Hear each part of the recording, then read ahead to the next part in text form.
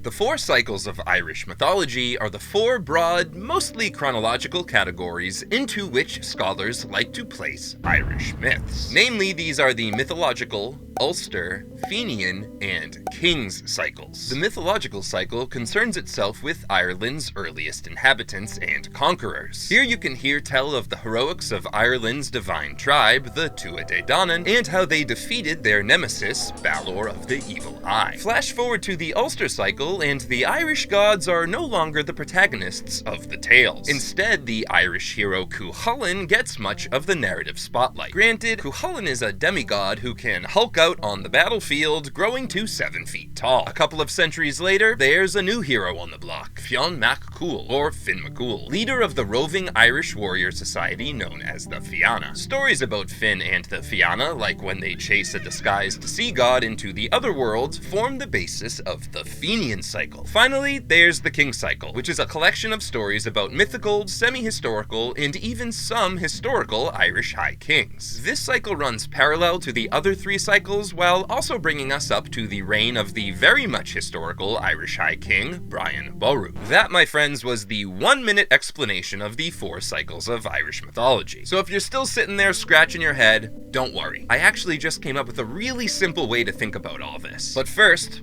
hi, I'm I.E. Neverday, creator of the Folklore in Film and Irish Myths YouTube channels. And let me just say, I'm not really a big fan of the 4-cycle classification system, because it's not something the ancient Irish storytellers, like the Feely, who feature in the movie Sinners, were actually using. Instead, they divided the Irish myths into 2 categories: Príomh-Scéil, meaning main or chief tales, and Fo-Scéil, meaning minor or lesser tales. Within these 2 broad categories, however, there are several subcategories. Under the Príomh-Scéil banner, for example, we find cattle raids, battles, tragedies, destructions, adventures, and voyages, to name a few. While under the Fo-Scéil banner, we find lake bursts, banishments, visions, and pursuits. An example of a Príomh-Scéil, or chief tale, is the Táin Bó Cúailnge, or Cattle Raid of Cooley, which many consider to be Irish mythology's greatest epic. And while it features an extensive cast of characters, the Táin's foremost hero is Cuchulainn, the Hound of Cullen, aka the Hound of Ulster, leader of Ulster's Red Branch warriors. Much, but not all of the Táin is set in Ulster during the reign of the legendary High King Cruchor mac Nessa, who is Cuchulainn's uncle. Which means using the 4-cycle system, this myth clearly falls into the Ulster cycle, also known as the Red Branch cycle. Now, for an example of a Fo-Scéil, or lesser tale. Earlier I mentioned a myth in which Fionn mac Cool and his Fianna chase a disguised sea god into the otherworld. That one's a pursuit. The pursuit of the Gilla Decair and his horse. And as a story, it really couldn't be more different from the Táin. The stakes, the structure, we'll get into it. Yet using the 4-cycle system, we call the pursuit of the Gilla Decair and his horse a Fenian cycle myth, we call the Cattle Raid of Cooley an Ulster cycle myth, and at face value, they sound equal. That's the strength of the original Irish mythology classification system, with the 2 broad tiers and the branching subcategories. It takes into account both a myth's subject matter and the importance of that subject matter. Cattle raids are a big deal and can have major consequences. In the Táin Bó Cúailnge, for example, the kingdom of Connacht invades the kingdom of Ulster, all because Connacht's Queen Maeve really wants a prized brown bull so her wealth will remain equal to her husband's wealth. He owns a prized white bull. Ulster's champion Cuchulainn is able to fend off Maeve's army, essentially single-handedly, but not before he's forced to kill his best friend and foster brother, Ferdiad. He also kills hundreds if not thousands of other people, while his fellow Red Branch warriors are incapacitated by labor pains, courtesy of a curse from the sovereignty goddess Macha. That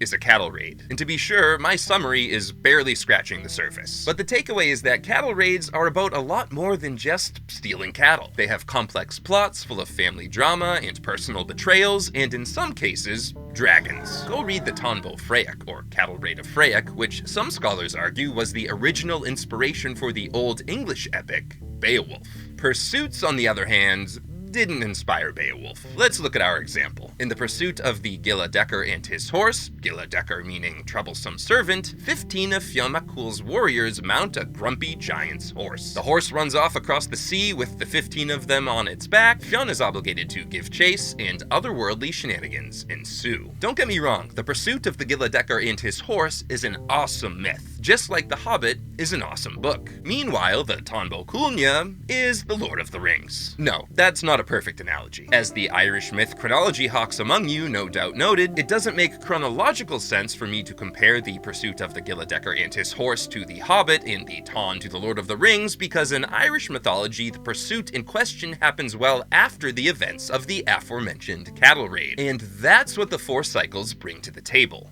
Chronology, a timeline, like this one that I made in my previous video.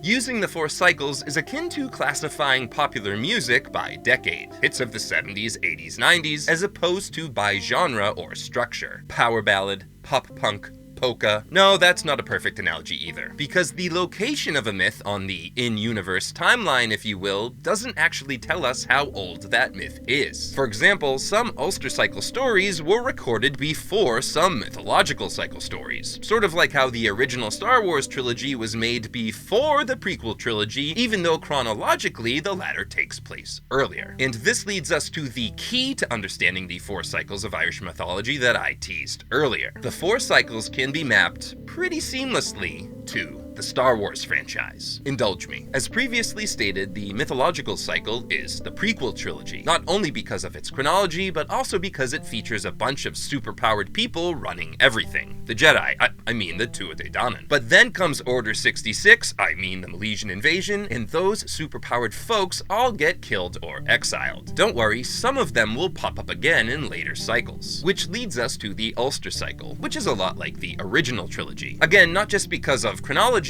but in this case because the cycle contains what is often considered to be the best story of the entire catalog, The Empire Strikes Back. I mean the Táin Bó Cúailnge, in which our young blonde male protagonist who has been trained to use an ancient weapon finds out his biological father is actually one of these superpowered people who used to run everything. Yeah, so in the Ulster cycle, Cuchulainn famously goes to the Fortress of Shadows to train with a martial arts expert so he can learn how to use the Gay Bullock, this crazy dangerous spear with tons of barbs at the end of it. Then when Cuchulainn is fending off Queen Maeve's army, Lugh, the god of many talents and chief hero of the mythological cycle, appears to him and says, "Hey, I'm your daddy." Now, let's move on to the Fenian cycle, which is like the Star Wars sequel trilogy. No, not because it doesn't stick the landing, or because there's a main character named Finn, but because it repeats a lot of the same stuff we find in the previous cycles. A young hero who will inevitably come into possession of a cool old weapon proves themselves worthy by completing some feat of bravery. For Cuchulainn, that was killing a dog with a hurley.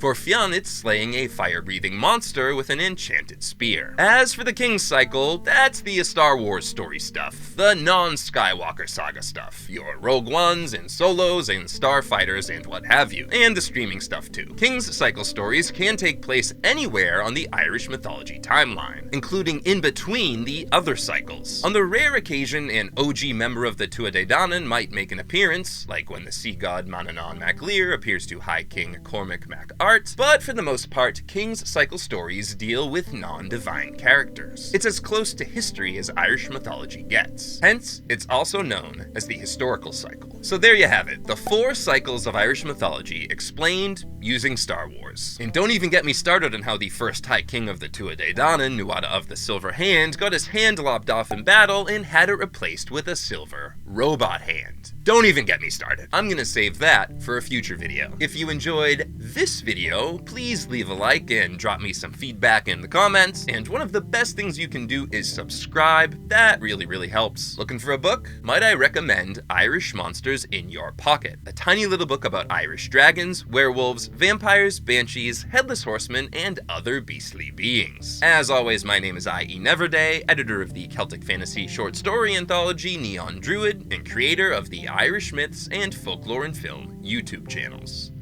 Thanks for coming out. Can you see my breath? It's cold. Famously goes to the Fortress of Shadows,